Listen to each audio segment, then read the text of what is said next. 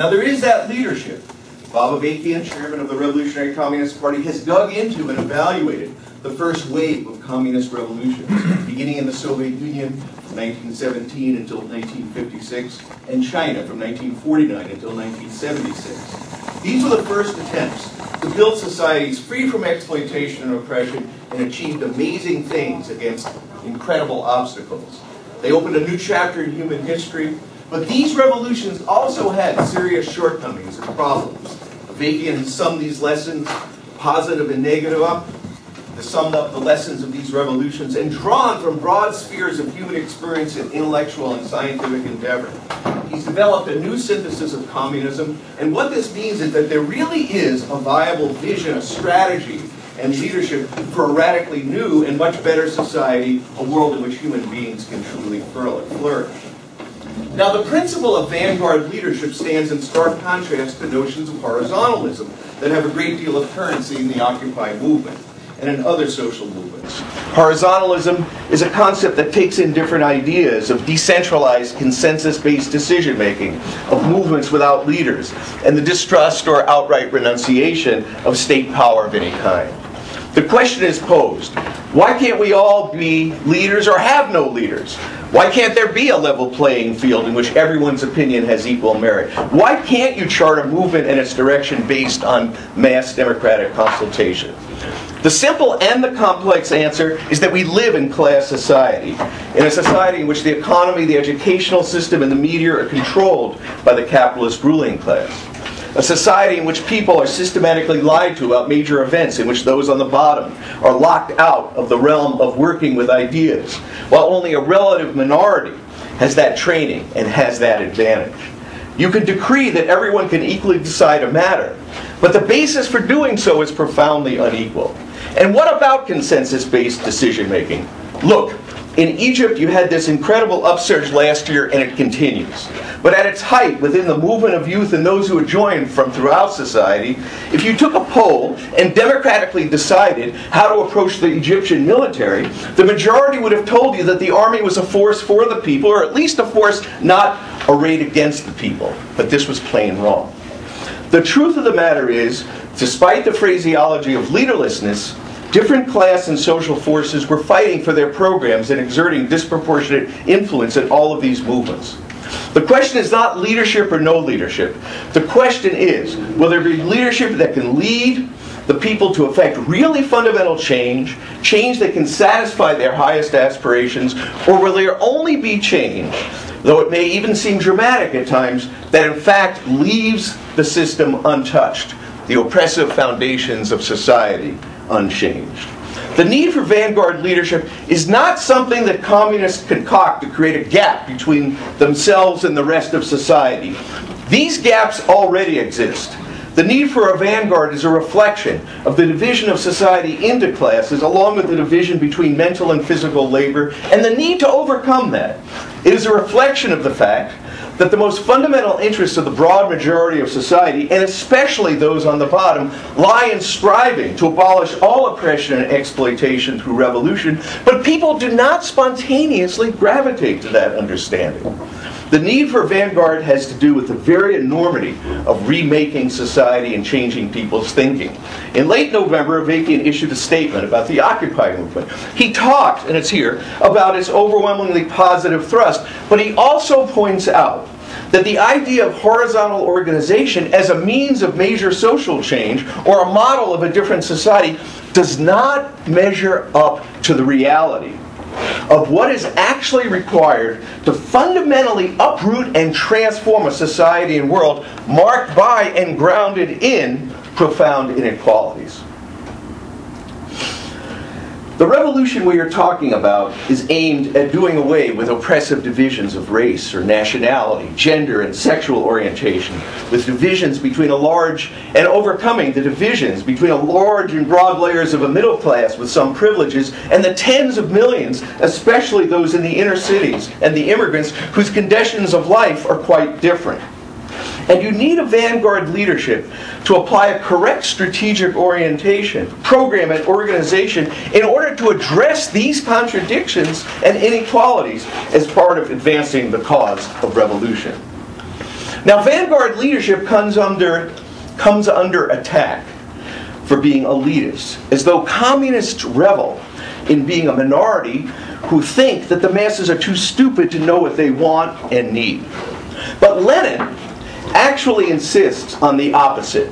There is both the necessity and the ability for the masses of people to understand the basic dynamics of objective reality, and in particular of human society, in order to consciously struggle to transform it. The purpose of a vanguard is to arm people with that understanding precisely to enable the masses themselves to make revolution, not to substitute for them. In other words, it's not that there is some zero-sum game where there is a vanguard, there is a less initiative on the part of the masses. No, where there is a genuine vanguard, to arm people with the understanding of society and the world, that makes it possible for people and the masses of people for themselves to make revolution and not to be substituted for it. This is what I'm saying. Where there is a genuine vanguard, it becomes possible to unleash conscious activism of the masses so they can change the world in their highest interests. This is even more the case in socialist society. And this brings me to the concluding part of my talk. Some theorists, whose work has been referenced by the discourse of horizontalism, have spoken of breaking with doctrines of power over society. In response, I want to reference Babavekian on state power. And this is what he says. Power is not a dirty word. In fact, in the hands of the proletariat, it is a very good thing. Power, speaking in political terms, means the ability to implement a program, most essentially the ability to make decisions affecting the overall course of society, the ability to determine the direction of society.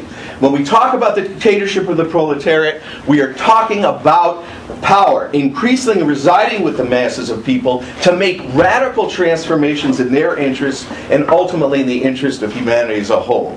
This is what we're talking about when we talk about the dictatorship of the proletariat. This is the passage. Why should we not want power to liberate society and humanity and to enable us to become caretakers of the planet? Let me state it differently. What is so righteous about not wanting to get rid of this state power with all the misery it produces and perpetuates? Socialist revolution establishes a new state power that suppresses old and new exploiters. It creates new governing institutions that increasingly draw the masses into the administration of society and the further transformation of society towards the abolition of all oppressive relations. Socialist revolution establishes a consciously planned economy serving the emancipation of world humanity and the preservation and enhancement of the ecosystems of the planet. And socialism is also a society in transition to communism, to a world without classes and class distinctions. Now, the Revolutionary Communist Party has issued this constitution for a new socialist republic in North America. And this is nothing less than a framework, a whole new framework for a society, for an emancipatory socialist society, how it would be constituted and how it would function. And I encourage people to get this document.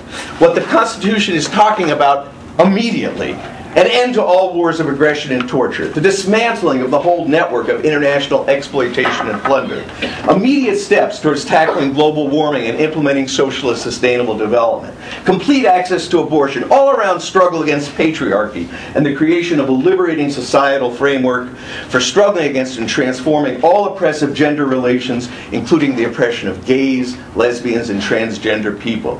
An immediate end to the criminalization, demonization, and police brutality against black and Latino youth. An end to the hunting down and persecution of immigrants. This will be a state power that makes common cause with the oppressed of the world. The Constitution talks about the dynamic between communist leadership and the broad masses of people under socialism. You need leadership to carry this revolution forward, to ensure that power is not lost. But you are also unleashing a process of fitting the masses to rule society, enabling them to take greater responsibility for the direction of society, to critically analyze what direction it is actually going in. You are working to break down the division between mental and physical labor and between leadership and led. The party will be leading the state and its key institutions. But in that framework, there will be incredible diversity, dissent, and initiative. on a scale unseen and unimaginable in any capitalist society or any previous socialist society. The Constitution talks about things like communications, where funds will be allocated for the state media, which will promote the policies of the socialist state, but also open the airwaves to dissenting voices. And funds will be allocated to media independent of the state, and self-generated media will flourish. Will there be Occupy-type movements? Occupy-type movements in this socialism? Yes, and double yes. We're talking about protest and upheaval far beyond what we have witnessed here, perhaps around women's emancipation, environmental policy, political structures. And rather than being penned and repressed, this kind of contestation will be part of the very fabric of society. Because you have to be interrogating society as you transform it. Because dissent is a crucial part of the process of getting to the truth of things, of learning about and acting on the shortcomings and defects of socialist society. Because this kind of contestation and experimentation enables people to be exposed to and to thrash out various ideas, viewpoints, and programs, because leadership does not have a monopoly on truth. A guiding principle of the new society and state power is solid core with a lot of elasticity. There must be a continually expanding force in society convinced of the need to advance to communism through all the difficulties and obstacles. And on the basis of this, there needs to be maximum elasticity, diversity, people going off in different directions. It's not about everybody thinking the same thing or everybody marching in single file. It's about a rich and multi-level process of getting to a new world, learning, experimenting, and discovering new things. It's about getting to a future where people can finally live as human beings and where ultimately humanity can move beyond the need for states and institutionalized leadership. This is our answer to horizontalism. Thank you.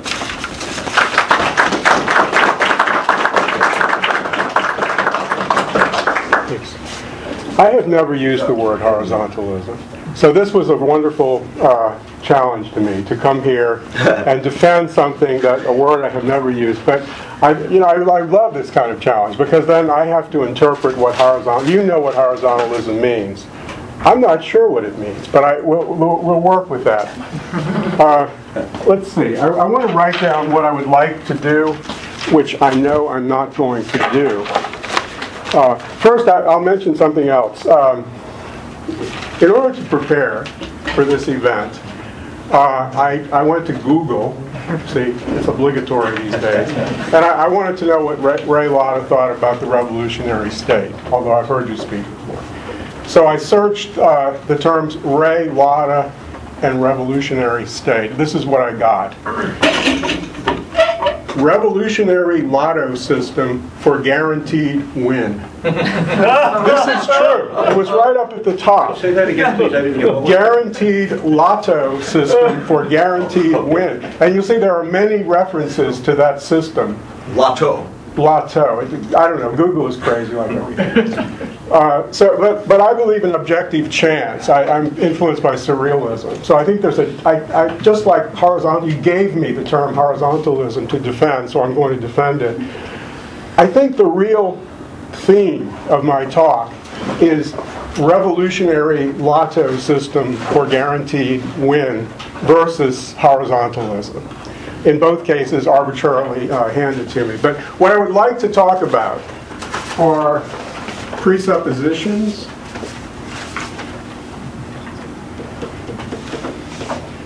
maybe the problem, although we've heard a little bit about the problem, horizontalism. How do you spell it? In the sense that I think it will be meaningful to you. And I'm really going to defend it with all my heart. The tradition of horizontalism that I identify with, the system of domination.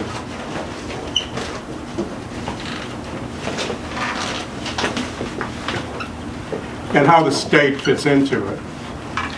And then the thing that I really want to talk about more than anything, and if we don't get to it at the beginning, I hope we can get into it a lot, and I recommend this book about the Common Ground Collective, which developed after Hurricane Katrina in New Orleans. Started by my old friend of 25 or 30 years, Malik Rahim, who has worked on grassroots issues for many, many years. Practice, and not long-term practice in the future, in utopia, or in heaven, or in some transcendent realm beyond history, but practice today, which to me is really the question. How does a certain ideology, a certain imaginary, or a certain practice relate to your life today, and where is it going to lead? And in order to know that, you have to think very critically. So one of the things I wanted to say about presuppositions is, by the way, I really like this guy. I have big differences on politics, but I am, in a sense, a Hegelian Marxist. Philosophically, I have to admit it. I'm also a lot of other things that may conflict with that. But I believe in dialectical thinking. I believe in critique. And interpreted in a broad sense, I'm completely satisfied with historical materialism. Maybe as developed by people like Walter Benjamin and others later, amended from the classical form. In a certain sense, I think what I really wanted to do was an anarchist critique of horizontalism and a Marxist critique of the revolutionary state. So let's see if we can do that. Marx said we have to engage in the ruthless critique of all things existing, including ourselves, including ideologies like anarchism and Marxism, the revolutionary state, and everything else. Marx raised the crucial question of who will educate the educators, which to me is a very crucial sense. We can have lots of ideology about this, but people exist in real historical circumstances, with real historical character structures, with a legacy, that nightmare that weighs on the chest of the living. The weight of history is like a nightmare weighing on us. That's the weight of history. It's the weight of institutions, of the imaginary. I like to talk about 4 spheres of determination.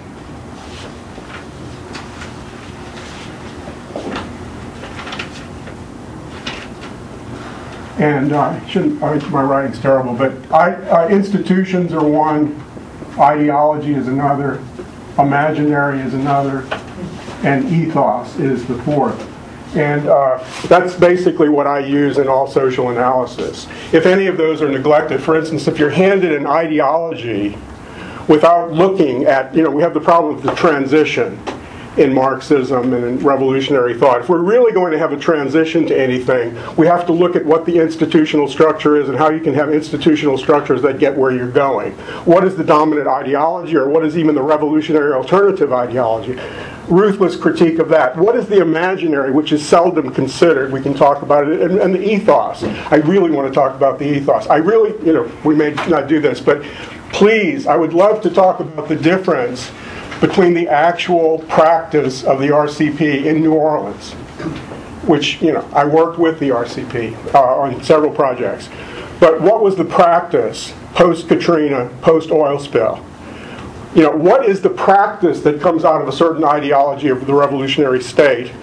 What is the practice that comes out of a competing view of reality, which I identify with anarchism? We could call it horizontalism or a lot of other things. It has very concrete consequences for practice, and I'd like to analyze those very carefully. Okay, what else? I don't want to say too much about theory. I believe that a phenomenon consists of its history. I've already kind of pointed that out. Ideology explains away the history of a phenomenon. Many people can look at the history of capitalism and see where we've gotten, but they also have to look at the ways in which alternatives to capitalism, proposed alternatives, are conditioned by capitalism and by the system of domination, and how difficult the project is of transcending that determination. I believe in the negation of the negation. Mao criticized that. Avakian criticized it. It's a basic dialectical concept. Negation is reactive in many ways in the social world. People react to capitalism well, Marx wrote about it in his 1844 manuscripts. He talks about crude communism, which is a mere reaction to capitalism. You have to negate the negation and keep negating the negation. In other words, be ruthlessly critical. I think that's very important. Let me get into the main topic. There is a history of what I would call free community.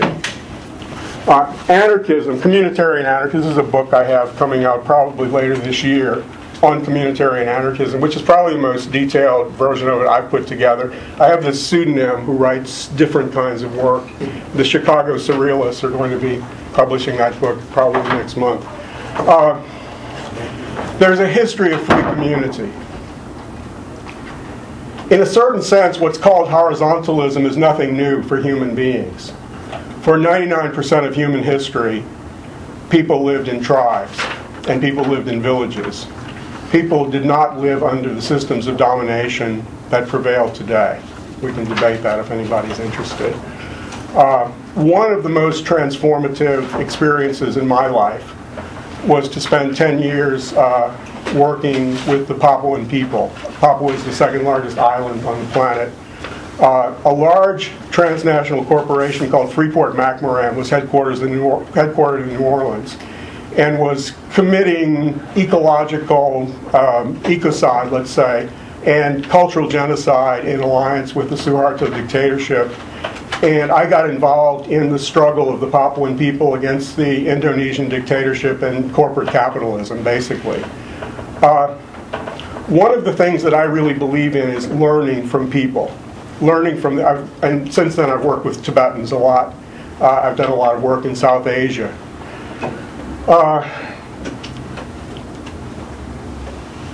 What many people said from Common Ground, inspired by anarchist thought, is we have to learn from the people in the neighborhood.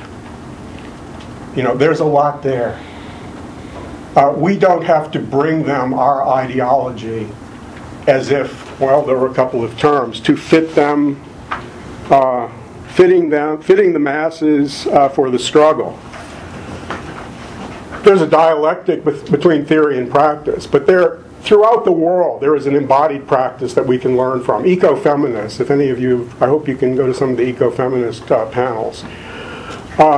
The caring labor of indigenous people, traditional people, and women throughout the world, in a sense, is communism, is the practice of communism. We talk about the commons a lot today.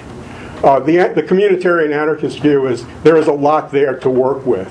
There is a huge heritage that we should not transform. The classical theorists, both anarchists and Marxists, wanted to wipe out much of that and recreate the world. It was a very Eurocentric project, which has now been taken to Asia and everywhere else in the world. We have to learn from people in South Asia. We have to learn from Papuan people. We have to learn about their traditions. We have to learn about the gift economy. We have to learn about other types of exchange. We have to learn about care. I'll digress, because I'm never going to get through that. You know, I work with Common Ground. I worked with a small group after Hurricane Katrina. We actually called it Common Ground in the Ninth Ward, which was a devastated area. The short time that I worked with them, I moved on to working with other grassroots groups. If any of you have read the story, which is told in Scott Crow's book, Common Ground worked all over the city. I worked with them. I worked with another group that he mentions called the Soul Patrol in the 7th Ward. Mama D was the leader of that group, neighborhood leader. The basis for our work was to rebuild people's communities, not to teach the people. Of course, we wanted to bring theoretical concepts that perhaps were not alive at that point, but to work with the traditions. For instance, the traditions of mutual aid in communities in New Orleans, the traditions of self-help. There's a lot to work with. This is what I've found all over the world. Just to get to the point about working with the RCP. The model that the RCP brought in was outside organizing, basically. that we heard a lot about the new Constitution for the future. We saw a lot of newspapers being so. The idea was not to start a newspaper in the neighborhood, which is what Common Ground was doing. Starting communications projects for the neighbors. Creating solidarity within the neighborhood. There was really no relationship between the RCP and its ideology and what was going on in the neighborhood. It's a big difference. Larry Everest and a few other people developed something called the Emergency Committee after the oil spill. It was very interesting to see the differences in process between Common Ground or Occupy and the Emergency Committee process. The Emergency Committee process was all top-down. It was hierarchical. Particularly, there was one event that I found to be very telling. The meeting was called the Unitarian Church. It wasn't a huge audience, maybe 50 people, but a lot of community activists. Basically, a group of people had decided on an agenda before the meeting that a certain statement of principles would be adopted. And there was a concerted effort to put aside all other business and not listen to local people so that that statement of principles would be adopted, a press conference could be held, and it could be announced, and it could be used for further organizing. And two things in particular interested me. There was one organizer who's been very active in Occupy since, who started raising issues about health and issues about maybe doing other things that were immediately needed in the community. Larry said something very interesting to her. He pointed to her and said, "You are unprincipled." That's what he said. You are unprincipled, which is a wonderful concept because anarchy means archos, it means principle in Greek. So in a certain sense, in the sense of principles which dominate people, ideological principles which get in the way of community, we're against principles. But it wasn't a nice thing to say to this nice middle-aged lady organizer. You are unprincipled. And then later in the same meeting, another organizer, I think from the coast, who worked with Cajuns and Indians and so forth, raised the same kind of issues. And he silenced her. And she started walking out because she gave up. And as she was walking out, he pointed to her and said, "You are unprincipled." And this is not the way we do it. This is not the way we do it in Common Ground. It's not the way we do it in Occupy. It's not the way we do it in any of our anarchist groups in New Orleans, Iron Rail, Crescent City, anti-authoritarians. We are trying to develop grassroots, participatory, democratic processes. And there's another dialectical concept that's very important. I'm throwing out most of this history I wanted to tell you about, but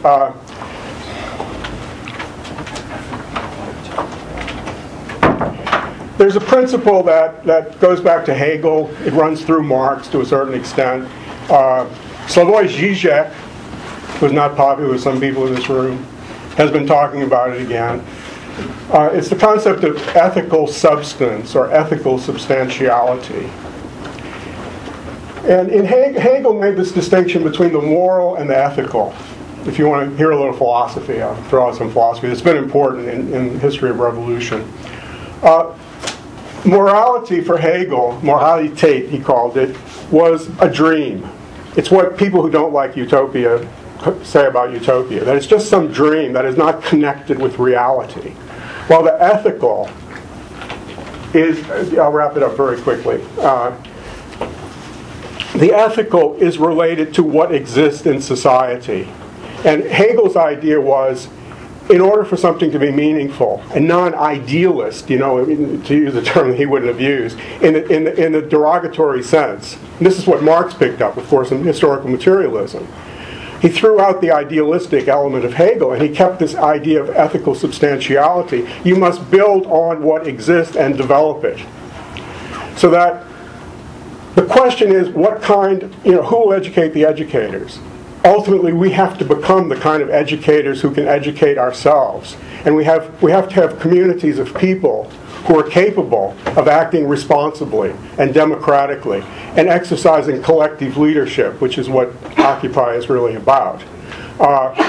I stopped going to most of the General Assembly meetings. I still go, but we started a Solidarity Economy Committee, which I co-coordinate within Occupy. And we're studying ideas about land trust communities, labor exchanges, worker self-management, and other projects, which would be a step in the direction of creating ethical substantiality, creating a movement which has a practice, which does not rest primarily on ideas, but rest on the transformation of people, the transformation of practices, the transformation of our own communities, institutions, creating systems of ideas, but also creating a new imaginary so people can imagine controlling their own communities, exercising agency within their own communities. This is what it's about. The reason why, and I had a really good quote from Marx, by the way, in the critique of the Gotha program. He ridicules the idea of the so-called free state, which his opponents were advocating. This is what he says, and I agree with him completely, maybe with one reservation, let's say. Freedom consists in converting the state from an organ superimposed upon society into one completely subordinate to it. Anarchism is the critique and overcoming of all forms of domination. The state is one of those. Anarchism does not say, by the way, that you can never do anything through the state. It's possible that you might be able to do something through the state, but the question is, how can the state be entirely subordinated to society? It seems to me it's either by abolishing it or by dealing with it in ways that we have not yet discovered. And if they're possible, we're going to have to develop them. In other words, we would have to have that sphere of ethical substantiality so that the state would, in effect, be a tool of society and allow society to abolish it. None of the projects of Leninism have ever really taken that project seriously. That dilemma has never been faced. The result has been mythology. The result, I think, has been Holocaust denial. Systematic distortion of reality, which is the definition of ideology. It has not worked. I don't even want to debate that, because I don't debate Holocaust denial. I just say read. Find out. Read a lot of things from different points of view.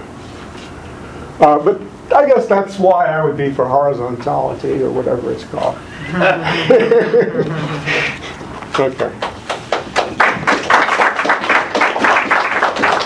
So we've got 5 minutes for response from each of our speakers. All right.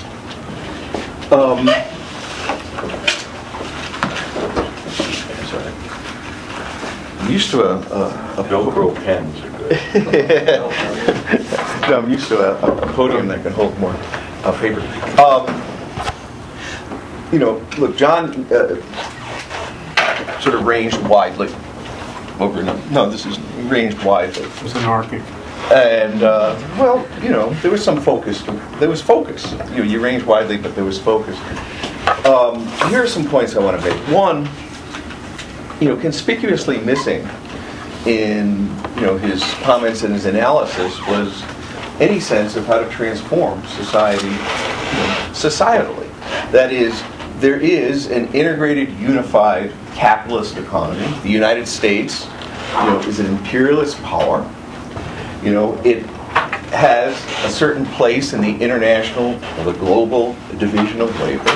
This is a society and economy, that rests on the most savage exploitation and plunder of the people of the world. And we have a responsibility, an internationalist responsibility, to understand what the nature of this society is, what its role in the world is, and to make revolution. Because this society, this system, is responsible for untold suffering in the world. So this is just the first point I want to make. Are we going to reconcile ourselves to this system and its horrors in the name of some kind of notion? And I didn't hear any strategic,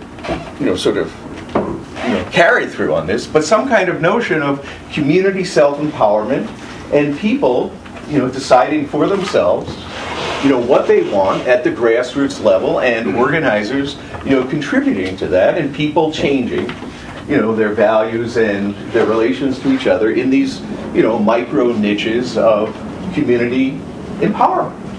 Now, this to me is unacceptable. It's unacceptable because, A, as I said, it allows, the system to continue to grind on and to grind up people.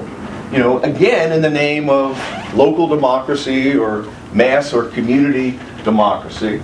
It actually is a strategy, tacit or formulated, it is a strategy to reside or exist in a state of permanent opposition, but not to actually confront the challenges and the need and the actual possibilities to transform society and the world.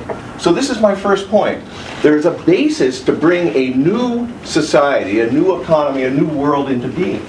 There is that basis in the development of human society on a global scale, in the socialized development of productive forces, in the know-how and technology that has been accumulated. Humanity can make a leap.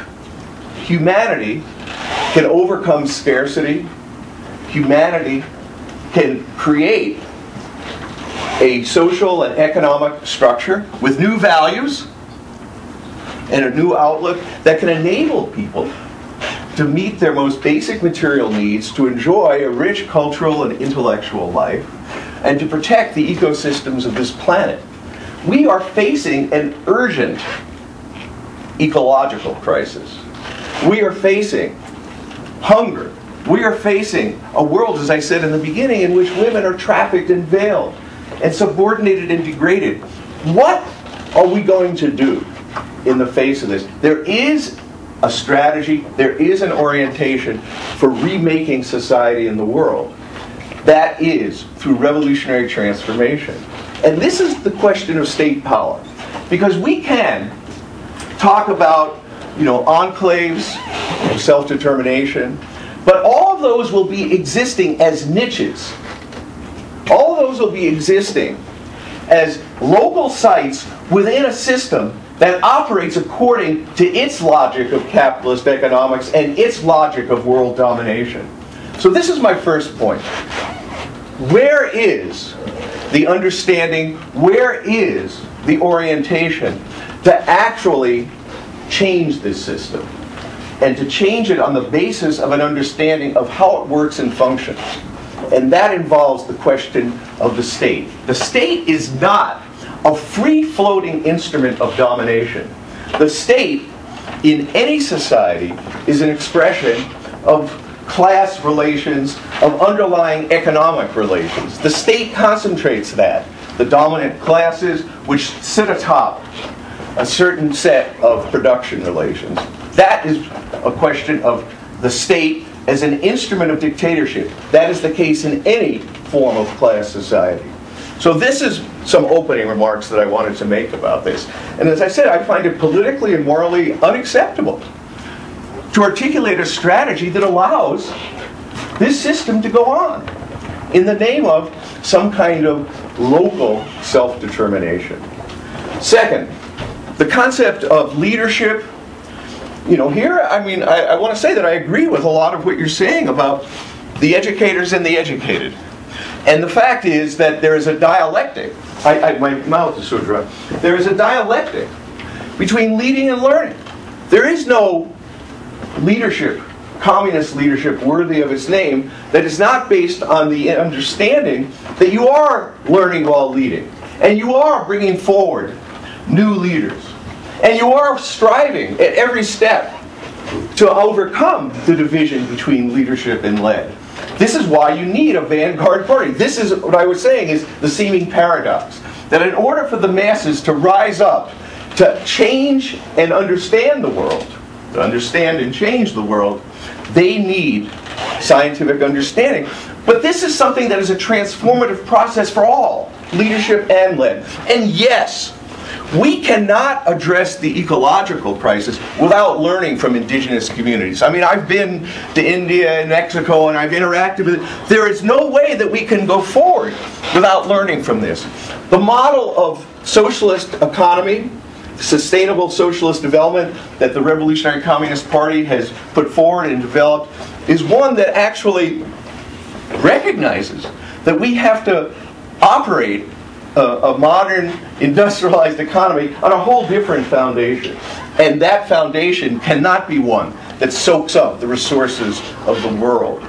It cannot be a foundation that's based on produce, produce, produce. It's one that involves a sustainable interaction with the environment, that involves a profound interplay between centralization and decentralization. These are things, that we can talk about later. Now, the other point I want to make is, I mean, John, you came into this room and you started offering a critique of, quote, practice of the Revolutionary Communist Party. Now, this is a very, kind of difficult discussion to have because, you present this information, as though it's authoritative. You present an analysis. I mean, this is what, I was down, I can, recount, an episode or two. I was down there. The orientation and approach of the Revolutionary Communist Party is unity, struggle, unity with people. That's point one. In other words, it's not the imposition of a position or a principle, because there is this, quote, top-down enterprise, that is heedless of people, of sensitivity, of sensibility, of inclination. It is a unity, struggle, unity relationship where we enter into struggle in order to bring people an understanding of the underlying nature and dynamics of the system, to be learning from people, to be joining with people in fault line struggles such as Katrina and what happened in the Gulf. But we are entering into those struggles from the standpoint of building a movement for revolution and raising consciousness and bringing forward new revolutionaries, new revolutionary forces. And we are learning through this whole process. Now, as I said, this is a very difficult kind of discussion to have, where you present this kind of information. I no doubt that people make mistakes and their questions of style. But this is what I'm going to tell you, that we are involved in all kinds of struggles around mass incarceration, around the fight for abortion rights, against pornography. We are working in broad avenues of society. Huh? No, I'm just saying that we have an approach to this. And we are doing this as part of building a movement for revolution. But there are people who are not involved in revolution, not interested in revolution, who are part of these movements. This is something that we understand. And we are not seeking to, quote, impose our will. We are seeking to influence the direction of these struggles and movements and to help people understand the way this system operates and the way out, and to bring forward a vision of a new world. And this is what Avakian's new synthesis is about. So this is in terms of a new world and how we can create a society worthy of our humanity. And then the last point I want to make, is the question of ethos and the imaginary. This is very important in building a movement for a revolution, to bring forward new values and a new way that people relate to each other. That we are not talking about kind of an instrumentality, an engine of struggle that is somehow shorn of, bereft of, issues of values and outlook and how people feel and interact with each other. We are, in the struggles that we're involved in, bringing forward new values, modeling new morality. And this is all part of, building this movement for revolution. It's a very critical element of it. There's an ideological struggle that has to be waged in society. I don't agree with your definition of ideology, but that's another question. But there is struggle to be waged, over male chauvinism, over racism. There's a question of how people do work in cooperative and collective ways as part of building this movement for revolution. And these are seeds of something new and different. But these seeds, and even what you're describing, where there are these kinds of new phenomena, new shoots, if you will, of ways in which people can relate, these can only be actualized. These can only be meaningful in relation to a struggle to change society, its economic, its political, its social, and its ideological relations. Because this system, as we learned, and that was my example about the 60s, where there were tremendous things that happened, but as long as this system stays on and power remains in the hands of this ruling class, all of this will be crushed, will be marginalized, will be absorbed back into the system, and we are in need of something more and beyond being in a state of permanent opposition and being in a state of organizing at the grassroots in a society that feasts on the world. Thank you very much. May I understand. I'm going to try to be brief. I know we want to give the audience a lot of time to talk. Ideology is a system of ideas that purports to be a description of reality, but in fact systematically distorts reality on behalf of some system of power or solutions. That's my definition. It's sort of the critical theory definition of ideology. But one of the things that is so telling is when people don't hear something, what they don't hear, when they don't notice something, this is what psychoanalysis is about and so forth. Okay, one thing I wanted to say was that you mentioned what happened in the Gulf. I'm not concerned with what happened in the Gulf. I'm concerned with what's happening in the Gulf. What's happening in the Gulf. Yeah. My son has a friend with a shrimp boat. My son wanted to work for his friend on the shrimp boat. They're probably not going to go out into the Gulf. The life forms are collapsing. The seafood industry is collapsing. We're still there. That's why I'm unprincipled. I'm just a neighbor, community member, working for the survival of my community. And I take it very seriously. And there's a certain resentment of local people when other people come in and do not take their problems seriously. It's something local people get mad about. It's what tribal people get mad about. It's what working class people get mad about. It's what 10th generation New Orleanians get mad about when their son can't work on a shrimp boat, which is a traditional thing in Louisiana. Morally unacceptable, not giving a picture of where to go. Part 2 of my talk, which I didn't get to, was a history of all of this. If we wanted to investigate this issue, I don't want to do rhetoric. I'm just going to say there is a project that's worth taking on. A study of the history of the world, a study of the history of social change, a study of the history of revolutions. You have to study the French Revolution, the Paris Commune, the Russian Revolution, the early stages of the Russian Revolution, the revolution in the Ukraine, Kronstadt. We could spend the whole time debating Kronstadt, no doubt.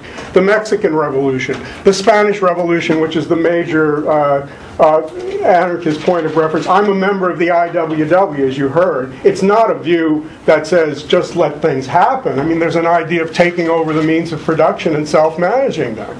We do have ideas, by the way. I'm an admirer of the Gandhian movement. If anybody's really interested in Gandhianism, I have an article, which is going to be part of this book, on the libertarian anarchist, strongly anarchist dimensions of the Gandhian movement, and a lot of misconceptions about what it was, and also about the shortcomings, particularly the lack of militancy and ultimately using direct action more than it did. But there's a lot of practice there. We didn't talk about affinity group organization, base communities. I spent 20 years, I was really the closest person to a guy named Murray Bookchin, who developed a theory called libertarian municipalism. I still write stuff called social ecology. For 20 years, and one of the reasons why I broke with him is because it became too programmatic. I could give you the perfect answer to how to save the world. I could do just what you did, but give you the libertarian version of it, the anarcho-communist version of it, and we could go back and forth on this. But ultimately I decided it was idealism, because it was a program that was not connected with what would actually change the society. So it ended up that Bookchinism or libertarian municipalism consists of small groups of members of a political sect who have a great ideology which says if only everybody would do what Bookchin tells you to do in this book, or what this pamphlet tells you to do, it would change the world. I mean, I had a friend in the IWW who told me the only reason why we haven't taken over the means of production is we haven't had a chance to explain to every member of the working class how the IWW works. But that's not true. It's just not true. That's ideology. We have to have a practice that will really transform people, transform communities, and then, when the time comes, we will be ready. That's it. I hope it was 5 minutes. I didn't want to take over 5 minutes. Okay, thanks to John and Raymond, and we're going to open it up now to questions and comments. We need to. Is there somebody there besides me who's got a timepiece who can tell us when it's maybe 5 minutes? When it's maybe 50, we go till 1:50. So tell me when it's maybe 1:45. I'll do it. Okay. Okay. Questions, comments? I see 2 hands. This one first, and this one over here. Yeah, this question's for John. I was kind of surprised that your 4 spheres of determination, the 2 major spheres that I consider so important, are not there. Oh, that's great. I'd love to have 6. Okay, the economic sphere for one, and the state. I mean, these are 2 major spheres of Well, the first is determination that aren't institutions, and in a certain sense, institutions in many ways would be what the left. I'm sorry, did I interrupt you? Or No. Because the first sphere, and actually I don't believe it's a dialectical theory, so there are no discrete spheres. You know, so for instance, one of the concepts I like to stress is that if you look at the evolution of society, we were in the stage of early capitalism, the society of production, capital accumulation, but many societies have moved into the stage of the society of consumption, late capitalism. Well, how have institutions changed? Of course, it's an economic development, but it means that institutions such as means of production or forces of production have changed. But there's also productionist ideology and consumptionist ideology. We're fighting it out, in a sense, in the sphere of ideology. There's also a productionist imaginary and a consumptionist imaginary. And there's also an ethos, a habitus, or way of life that relates to each. What I'm trying to do is make it more complex than the traditional, base superstructure or something like that. I mean, I understand that. There's certainly Althusser complicated it a lot further, but that's not the issue. Okay. I don't understand how you could subsume economy into institution or a state into institution. These are major spheres of determination. And I don't see how institutions subsumes that. Well, the reason is this. For instance, there have been epochs of human society in which the state did not exist, but you still had an institutional structure. So the state is one aspect. However, the state is not only an institution. There's, for instance, one of the famous, really important anarchist theorists is Gustav Landauer, who's really famous for saying the state is a relationship. And in order to overcome the state, you can't just abolish an institution. You have to undo the statist relationships, which of course ties it in. You can't separate the state from patriarchy. One of our big questions is how can we overcome that whole history of domination that I didn't talk about? The ways in which racism, patriarchy, technological domination, instrumental rationality, all of those converge into a complex of institutions, a very complex imaginary, and so forth. It's much harder than we thought it was, is what I'm saying, and we have to take that on in that very complex way. So moving along, yeah, Wayne. I was impressed with Ray's account, his fervor. I've been talking about a better world and all sorts of inspiring kind of concepts, and as well as particularly everything he said against capitalism, which I completely agree with. The problem was what he's for, the positive side, the program. As he laid it out, there was to be one revolutionary party, which was to be, he said, the hardcore, as I understood it, of the state and the movement. And then there would be, and led by great genius, by Bob Avakian, who synthesized everything. And then floating around that is all kinds of more extensive freedom, contradiction, and so forth. But there's one central party running things. And my reaction is sort of, well, I have not read all the new resynthesizing and the new constitution and so forth, the RCP. But we've seen this movie before, you know, and we know how it comes out. There was, we know what Stalin did, we know what Mao did, we know that they murdered tens of millions of workers and peasants and thousands of subjective communist revolutionaries.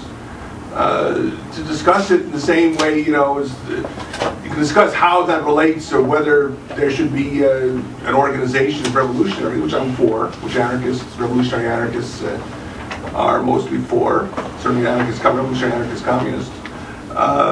But this notion of the party that's going to take power and going to lead the people, even the party will be in the dialogue with the people. Well, maybe the people don't need one party to be in the dialogue. Maybe they need dialogue with lots of parties. Maybe they need some kind of perspective of workers' councils, of an overall program of revolution that mobilizes the masses of people. Instead of one party that's going to be, the leadership really is going to be the boss. It's going to be the ruler. It's going to be the mass murderer. We've seen, as I say, we've seen this movie before, and no matter how much you can sugarcoat it, it's essentially the same old Stalinist, Marxist-Leninist program. I think Ray, would you like to respond to that? Yeah. Well, keep it brief, please. Yeah. I mean, well, I mean, number one, I just have to begin with the we all know assertion on your part, the tens of millions that were murdered, killed. This is just not, and we all know. We all know what we have been told. We all know what the conventional wisdom is. We all know what the dominant narrative is about the experience of socialist revolution. The facts and the truth of the matter is that there were not tens of millions of people killed by Mao. You know, I just defy you. I've written on this, and I will sit down with you, I will debate you, but I defy you to produce the evidence that Mao Zedong killed tens of millions of people. It's simply not true. If you are talking about the Great Leap Forward, the famine that took place, the weather crisis that took place, the dislocations that occurred as a result of the Soviet withdrawal of aid, if you're talking about that, then as I've said, you might as well accuse Woodrow Wilson of killing and murdering hundreds of thousands of people during the Great Flu pandemic of 1918. It's simply not true what you said, and it's very disturbing. I mean, we can have our differences over anarchism versus the revolutionary state power, but you are not saying anything that is factually based. Mao did not kill tens of millions of people. Neither did Stalin. And I've done a lot of research. I've been in debates, but it's just not statistically true. Now, I don't even want to proceed from the body count view of human history. We can't understand the American Civil War by saying that Abraham Lincoln is responsible for the death of 700,000 people. That would be one way of presenting, a very sensationalistic way of presenting history. It's just not. It doesn't tell you what the Civil War was about. It doesn't tell you what the social and class forces, in play and conflict were standing for and standing against. So I just want to say that the method of analysis is not very meaningful or fruitful, and the statistical base is wrong. Now, as far as parties and leadership, the Constitution, I would encourage you to read it. It lays out the institutional structure of a new socialist society, the administrative structures, how they would be selected, a judiciary, an executive. It talks about the military. It talks about base level forms of popular power, how elections are conducted. It talks about the leading role of a party and how that party is accountable to this Constitution. It talks about forms of consultation. It talks about this in a very rich and detailed way. It talks about the rule of law under socialism. So I do, encourage you to read this document, and then we can have, an informed discussion about, what this concept of institutionalized leadership is about. And I will say this, our vision of socialism is one in which there will be other parties, other political formations, in which there will be contested elections, within the framework of a society that's moving in a certain direction. So I just wanted to answer those particular points, because it can't be allowed to sort of rest on the table, unexamined and unresponded to, these kinds of, of just flipped comments about deaths and murders. And the movie that you've seen, that too is something that we should have a whole discussion about. The first wave of socialist revolution, the changes and transformations that took place in the Soviet Union, and especially in China during the Cultural Revolution, were extraordinary. And this is something, that people should learn from. And Avakian has summed this up, both the strengths and where the problems lay, and how we have to go further and do better in a new wave of revolution. I'm going to let John do a real quick response, but then keep it short because we do have a number of hands. I just wanted to say a word about self-criticism and the idea that we have to be ruthlessly self-critical. The book came out, I think, in the 70s by Ronald Fraser, I think it was a Trotskyist actually, on the Spanish Revolution, which had really embarrassing things about what the FI did, Iberian Anarchist Federation. And how do you react to that? Well, he interviewed a lot of people who were in the collectives. You respond to it with self-criticism. I mean, my conclusion was this: I could say, well, it was a conspiracy. He made up these people. He faked the interviews, but he didn't. I mean, I'm sure these people would have pointed that out. There was a lot of machismo in the Spanish anarchist movement. There was a lot of patriarchy. There was a lot of militarism. So we go on by criticizing ourselves and doing a better job. Read Mao's Great Famine. It can be criticized. It's a 600-page work, I think, 500 maybe. Dakota is the author.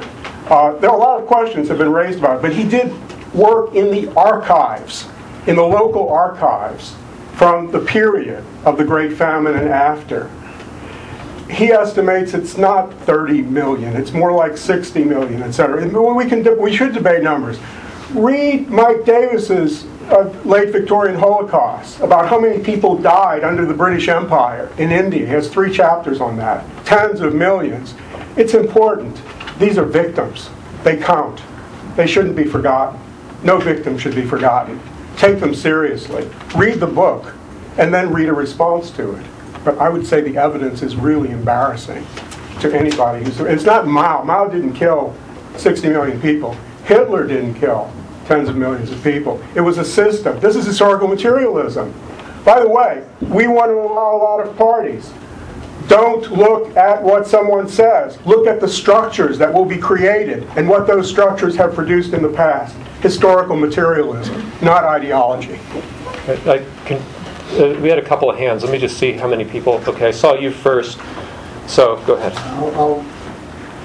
I have a couple of comments, and it's very hard to be brief about issues that are so broad and so intensely, passionately felt by me as well as others. I agree with you on your view of Stalinism in general. I think that's correct. I think that it was. I think Stalin has been grossly not understood. I have a different view perhaps than you. I'd like to discuss it a little more later. That's not what I'm into. The problem I see here today is nobody's talking about Occupy Wall Street and horizontalism. I think that it's, my approach to this thing, I'll give you my little biography in a second. I see myself as a recovering Marxist-Leninist. I was a Marxist-Leninist for many years. I've really begun rethinking, I've more than begun, I've been rethinking my political views based on what I've seen in Occupy. I think it's phenomenal what I see. I think the horizontalism thing is not to be underestimated. I think there's tremendous power in that, insofar as people are able to move into actually carrying through with the elimination of patriarchy and racism in particular. Because I'm telling you, that stuff is in there. We're in it up to our necks, that racism and patriarchy. It's unbelievable. I've seen stuff in some of those spokes council meetings that were amazing. My jaw dropped. I mean, the racist morons that stand up and the shit that they pull in those meetings is astonishing. And it goes on and on and on. And this is where I think that the limits of horizontalism may be felt, and the need for more leadership and structure. And I'm not fully decided on these things. I'm trying to figure this out. But I see like there's great difficulty in taking a stand in order to get rid of these racist assholes who dominate a lot of these meetings and cause incalculable damage and chaos.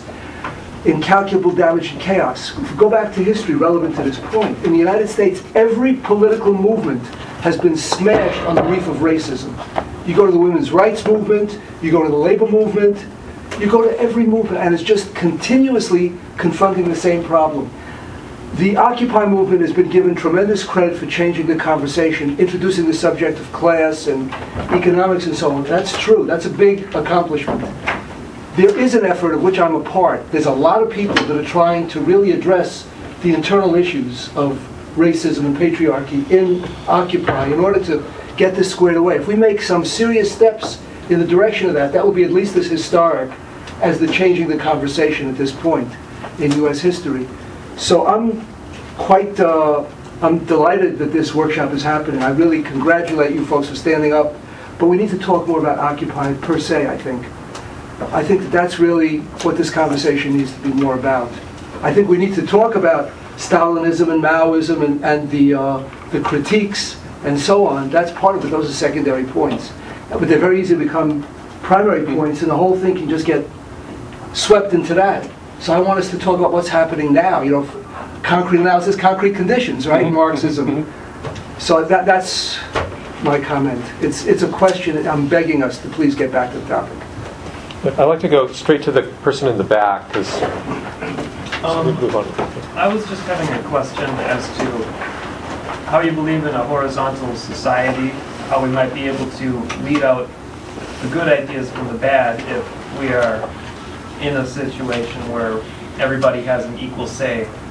If anybody here has seen Michael Moore film, which is really good in my opinion, Capitalism, a Love Story, there was a place mentioned that I actually knew more closely, being that I'm from Wisconsin. It was called Isthmus Engineering, in which it was a work cooperative where everybody did have an equal say.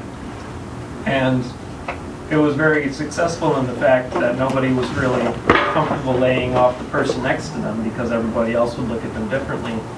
But just a few years after the film was made, it went bankrupt.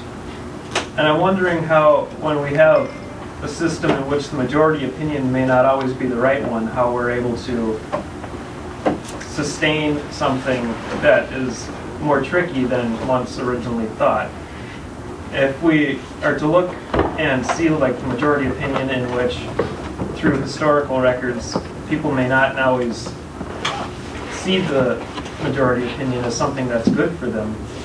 If we look back and see Socrates, he told people their faults and their flaws, and people didn't really like to listen, so the majority killed him. I'm just wondering how you would respond to the criticism that if we're having a horizontal in which everybody has an equal say, how we're able to deter the factual and the good ideas from ones that may not necessarily be good in the collection of ideas. Should I defend horizontalism? I'd be happy to.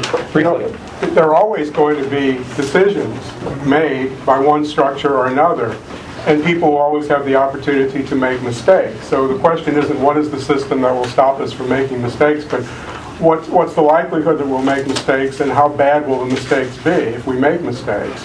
And so one of our assumptions is that when power is concentrated, when particularly it becomes arbitrary power, the mistakes are really very bad. It turns out our last meeting of the Solidarity Economy Committee of Occupy NOLA was about worker co-ops, and we showed one video on 3 worker co-ops in the San Francisco Bay Area with between 18 and 150 workers.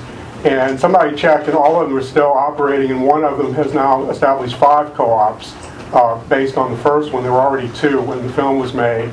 We also showed a brief video of the Mondragon Cooperative Federation, which now has 80 or 100,000, depending on your count, workers. But a lot of problems are emerging, which we could go into. But the point is not that there's a panacea. The point is that we have to find more participatory, egalitarian forms of organization so we can begin to create a new society within the shell of the old, which is what my organization, the Wobblies, came up with a long time ago. So that in a sense, the reason why a revolutionary syndicalist union like the IWW existed is because it was supposed to teach people how to work together as fellow workers in equality, so that they would know how to run the system when they take it over. And that's the assumption. The IWW was it was horizontalist, but nobody ever used the term. So that's the question. But there are many ideas about federation. If I gave you my old ideology, of libertarian municipalism, it would be creating a dual power based on municipal assemblies and radical liberated municipalities, and we get many of them, and we get together and we overthrow the state. There are a lot of models. I didn't think it was a bad model. I just thought it was an idealist model, in that it didn't make the connections enough between where society is. Who would even listen to that? And what steps institutionally would have to take place before people could begin to do those sort of things? It would remain a marginal ideology. It didn't take the whole question of ethos, imaginary, and ideology seriously, even though it had a wonderful scheme of better institutions. So, I may be wrong, but the reason why I'm working with the Solidarity Economy Committee and other projects is that I think we need that ethical substantiality. We need the practice so that people will not think that we have a dream, but we have a reality that can grow into a reality which will be society in the future. I just had a comment. I think we live in a world that has real circumstances, dire circumstances for people here and abroad, and the oppressive, the oppressive nationalities here and abroad that are being exploited and completely ground down. Black people in this country being oppressed, and people all over the world of different nationalities being oppressed here and abroad, and the thinking of people that's ingrained in people's minds. And that's what I think is important in horizontalism, as I've seen thus far, and I haven't seen necessarily a strategy for it, was that we're not necessarily changing the thinking of people. Being involved in the Occupy movement, you see that division clearly. It's more sharp, and like the gentleman here was saying earlier, the race is more sharpened. These things are more sharpened because people are coming into these movements with the same ideas that they've had before. Yes, you want to change the world and you want to do so many good things, but these things are ingrained in people. And I just didn't hear any strategy that was going to get rid of those divisions. And the people that work with their hands and the people that do work with their minds, that is a division. There are people that aren't literate in this world. There are people that are very literate that hold disproportionate power, disproportionate means of articulating themselves. And how do we do that with horizontalism? There are lots of ways. There are wonderful ways. 25 years ago, I was working with my friend Malik Rahim, who was one of the top people in the Black Panthers, who had gone to prison.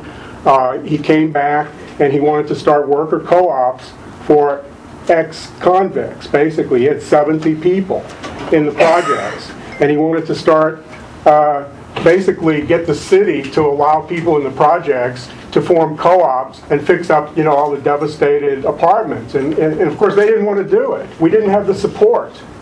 But those are that's the kind of thing we need to do. We're still trying to do it. People in Occupy go to auctions where people are, the city's auctioning off property, and stop the auction. Well, that brings people together. If somebody's being thrown, common ground, saved whole neighborhoods by rebuilding the neighborhood, by gutting houses that were going to be demolished. It brought together people from Ivy League schools in the Northeast who came down to work with us.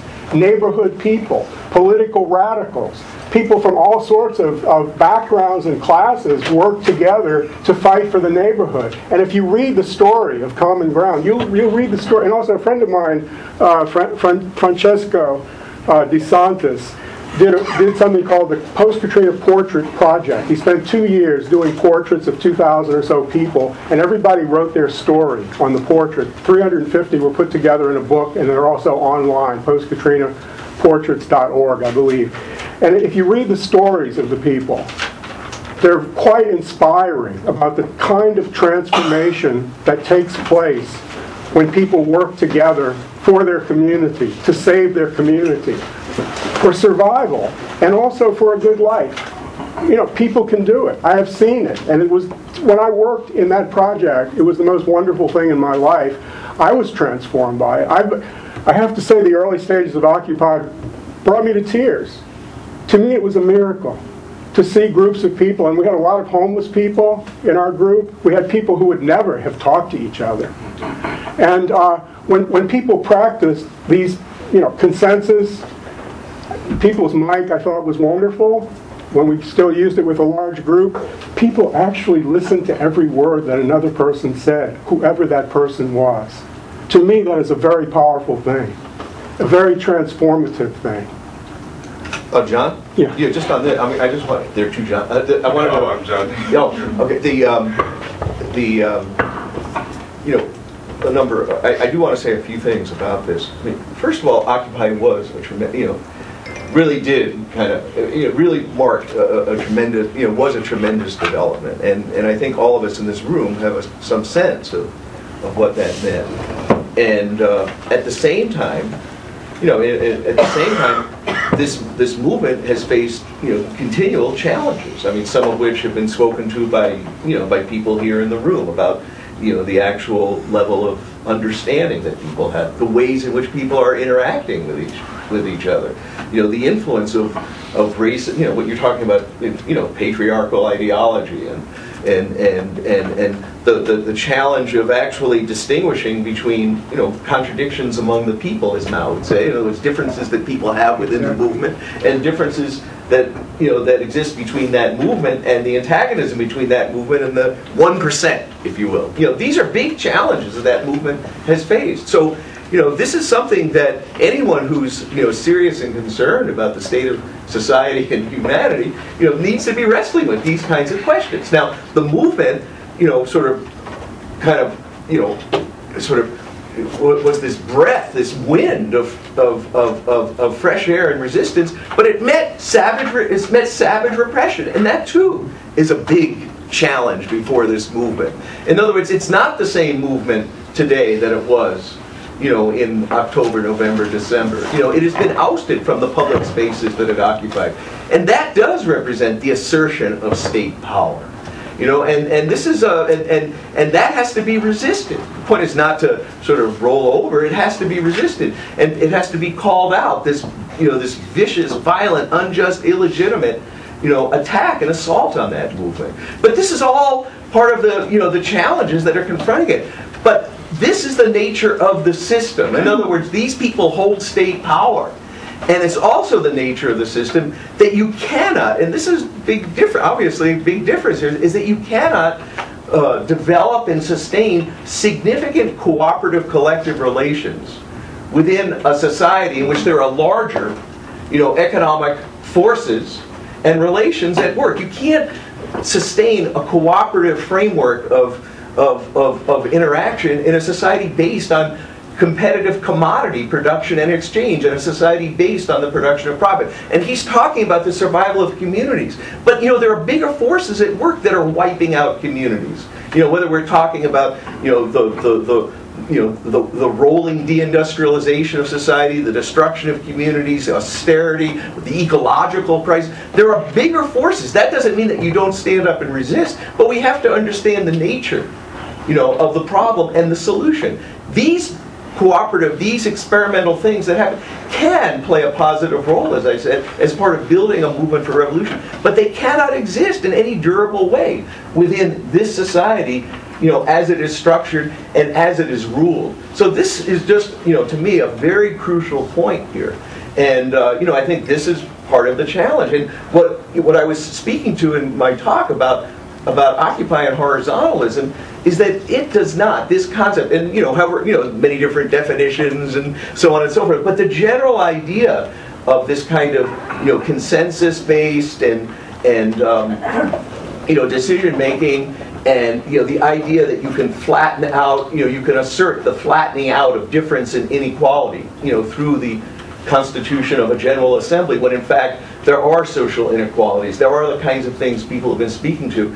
And this form of organization is neither capable of actually, in that configuration, standing up to the repression of this system, nor is it a model, for the kind of society that we have to bring into being, because it doesn't speak to how we are going to overcome these profound social inequalities between mental and manual labor, between black and white, between men and women. These are things that require a very profound societal transformation. And I don't want to, these were the themes I was getting into in my talk. And it is a question here of the masses of people, coming to understand the workings of society and the potential to transform it and their role in doing it. Now, here, the Revolutionary Communist Party has a strategy for revolution. I would encourage people to go on revcom.us to actually see its strategy statement. But one very crucial part of it is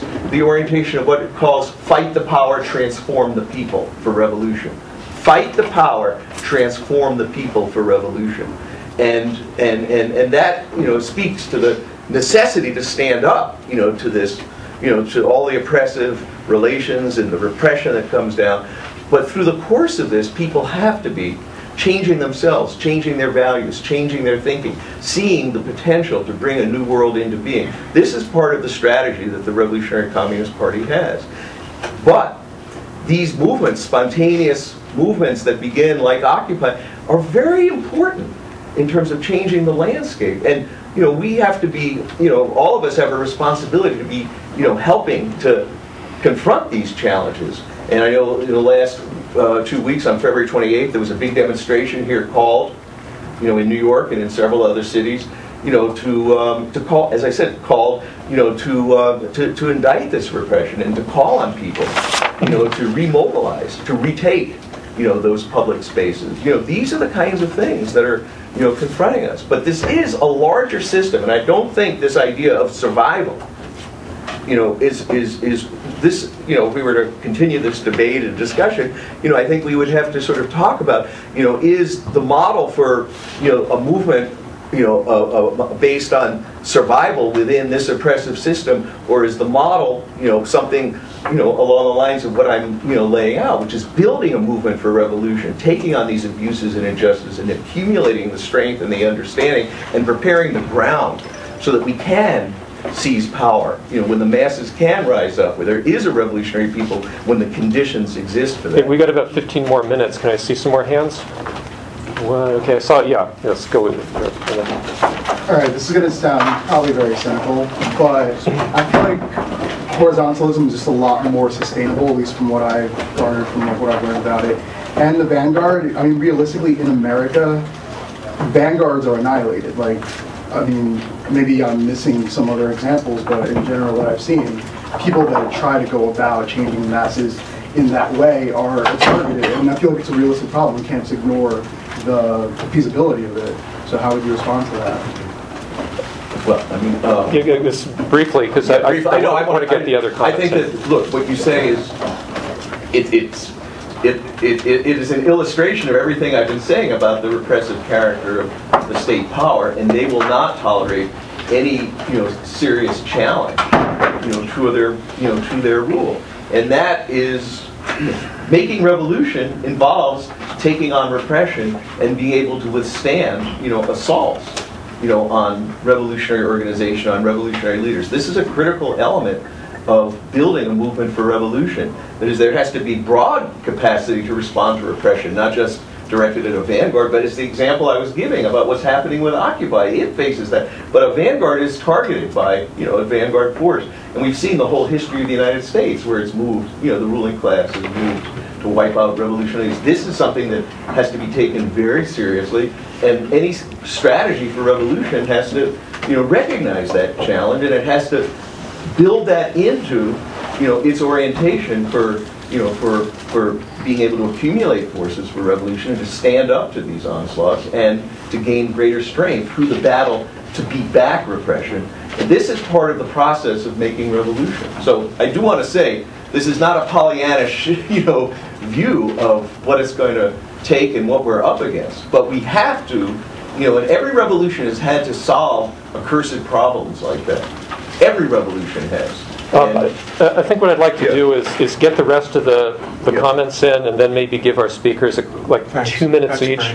Okay, so Yeah, I had a comment. I mean, if we're going to look at history of cooperative movements and so on and so forth, I mean, go back to the 19th century, we had Owenism, we had Fourierism, they all failed. I mean, these are They could not exist on the fringes of the society. They either got wiped out by, they had to compete as corporations within the culture. They had to either go up against the capitalist system or they were wiped out. And this is a long history. We're going back to Robert Owen, all the way back to 1819 when he started this. So, you know, if we're going to be honest about failures, we have to look at the failures of cooperation, which were, you know, I mean, they were abysmal. Hey, there was somebody over here. Okay. Just wondering if just to consider maybe it's better to adapt some of these ideas, the very, you know, the very best and most feasible concepts, and use them as a way of reforming current institutions, and that maybe there'd be more of a national and global consensus toward that, toward taking current, you know, institutions and flattening those and adopting some of these very best ideas to what we have now, because it just seems to be very difficult to take a country of 300 million people and convince them to scrap the current system and try something else. Whereas maybe we can take some of these ideas and say, well, maybe you can set up your company and run it in this way and tweak things, I guess. I'm just wondering. Okay. Is there another hand over here? I'll put myself on the stack.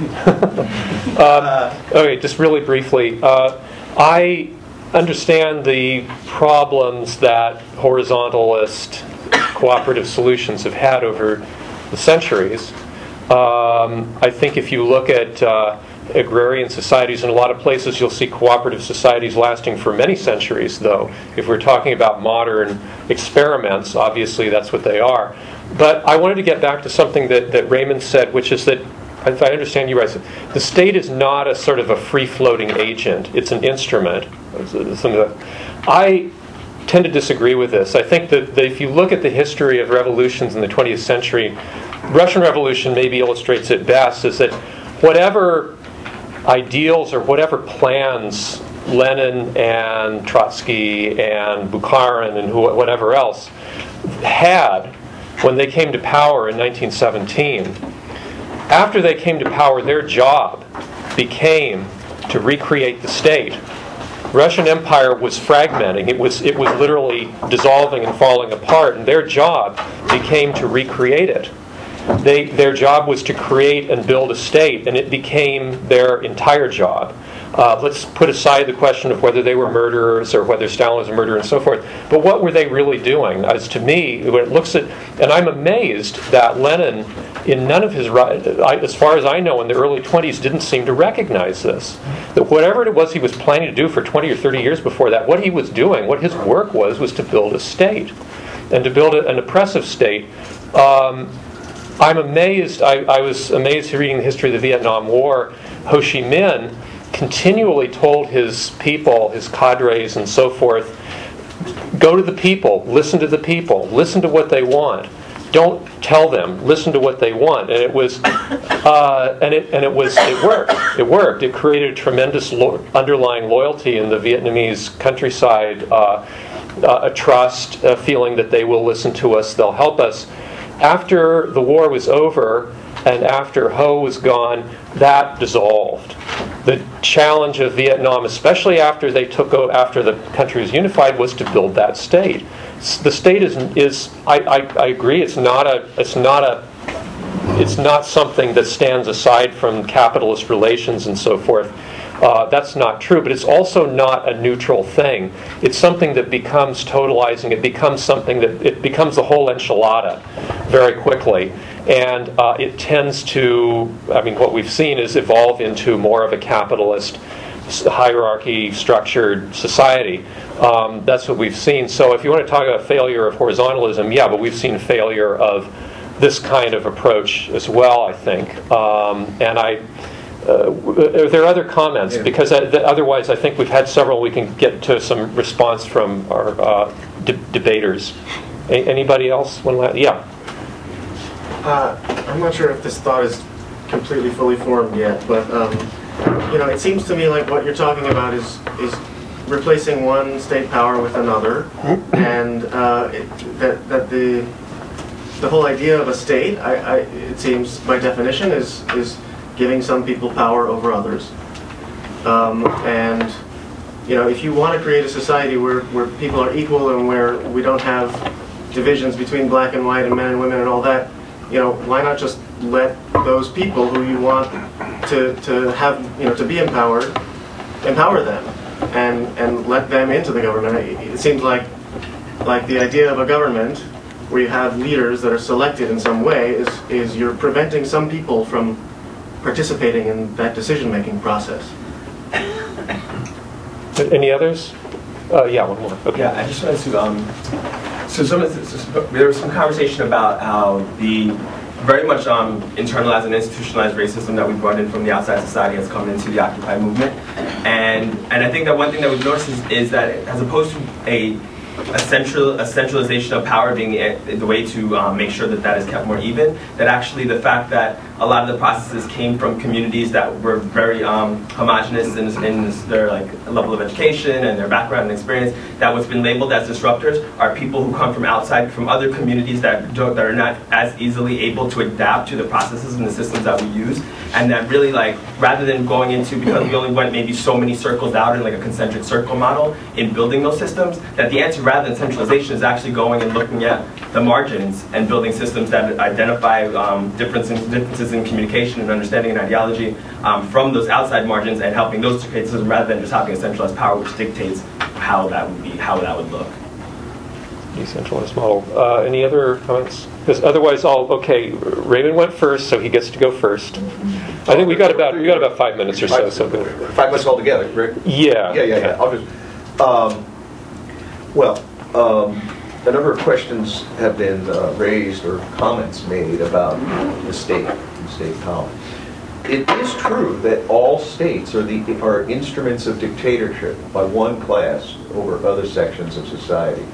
All states are that. State power is the exercise of class power. And as I said, that class power is rooted in the underlying economic relations in society, the dominant economic classes. So you have a capitalist state, you have, feudal states, absolutist states, you have other kinds of state formations, but they reflect the relations of production in society and the class relations in society. What is different and similar about the socialist state, to previous states is very critical in this discussion. What is similar in the state power that needs to be forged through revolution is that power too is an instrument of class domination. It is an instrument of dictatorship. But the difference is that this is a class state, a class-grounded, class-based state that, like previous states, is grounded in certain economic relations of production. These relations of production are socialist relations of production based on social planning, social control, social ownership, and the conscious organization of production to meet the needs of people to carry forward the transformation of society and to unleash the initiative of people in remaking society and changing themselves. So this state is similar insofar as it is an instrument of class dictatorship rooted in a new mode of production, the socialist mode of production, but it represents the majority for the first time. All previous states have represented the interest and rule of a minority of exploiters. This state represents the interest of the formerly exploited and oppressed. And that is why it is a qualitatively different kind of state that empowers people, as I mentioned in my comments, to change society, to transform society, that is based on new kinds of institutions and modes of governance that enable people to carry forward this struggle to change society and to advance the cause of world revolution. The third point about this state is that it is a state that aims to go out of being. It is a state that seeks not to perpetuate itself, and this is somewhat in response to your comment. It is not a state that seeks to perpetuate itself. It's a state that is guiding a process of overcoming the division of society and advancing the cause of world revolution to go beyond classes. And there will no longer be a need for a state or for any kind of institutionalized leadership. So these are the differences. And the similarity is it is an instrument of dictatorship. Just to finish your point, we are not going to allow in a socialist society, racist vigilante groups, to be, carrying out atrocities against, minority people. We are not going to allow, people to be bombing abortion centers. We're going to be organizing and using the strength of the state to suppress exploiting forces. This is what that state is going to do. It is going to suppress exploiting forces for the purpose of enabling the formerly oppressed and the broad majority of society, in the middle strata, to actually take part in this process of changing society. Look, the state power in China during the Chinese Revolution gave backing to peasants to collectivize agriculture. It gave backing to women to stand up against patriarchy. It gave backing to the students in the early years of the Cultural Revolution to spread revolution throughout society and to re-revolutionize that society. So this state is an instrument of class dictatorship, but it is an instrument that is giving backing to the masses to change society. But that state didn't go out of being. We have to go to it's a John long now. historical process. We're going to run out of It time. was overthrown. We're going to run out of time, so we need to go to John now. This is why I didn't want to debate this. Ultimately, some of us think that Leninism has turned scientific socialism into science fiction, and some do not. That's where we disagree. We disagree on history. But I want to make 2 points, one about the state and one about culture. I'm not a big fan of Bakunin, to be honest. Bakunin, Marx's big opponent, I really don't like him. But I think he had one strong point, which is he had this new class theory about the so-called revolutionary state producing a techno-bureaucratic domination. And Chomsky said he thought it was the only prediction in the history of social science that was actually fully confirmed. And I think something can be said for that. A lot of people look at history and say that the idea of a revolutionary workers' state would be something like a revolutionary pro-woman patriarchy or a revolutionary racially sensitive racism. Something that there's something inherently wrong with the institution and it's not going to work that way.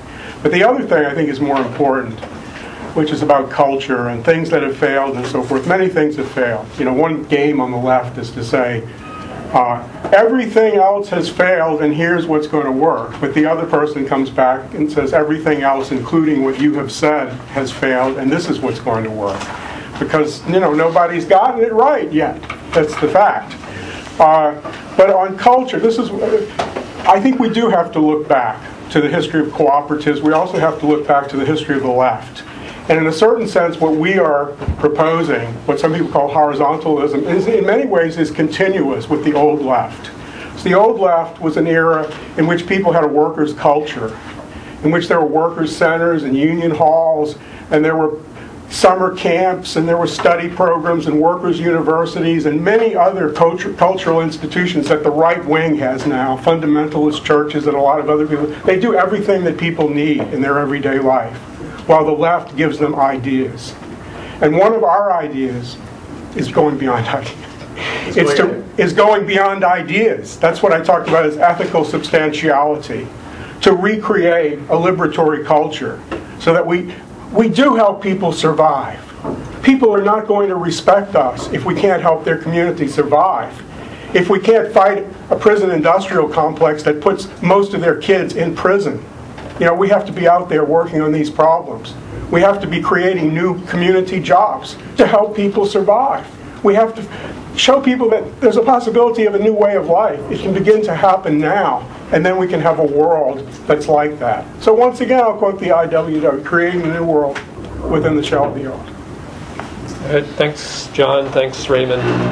Great discussion. Thank you.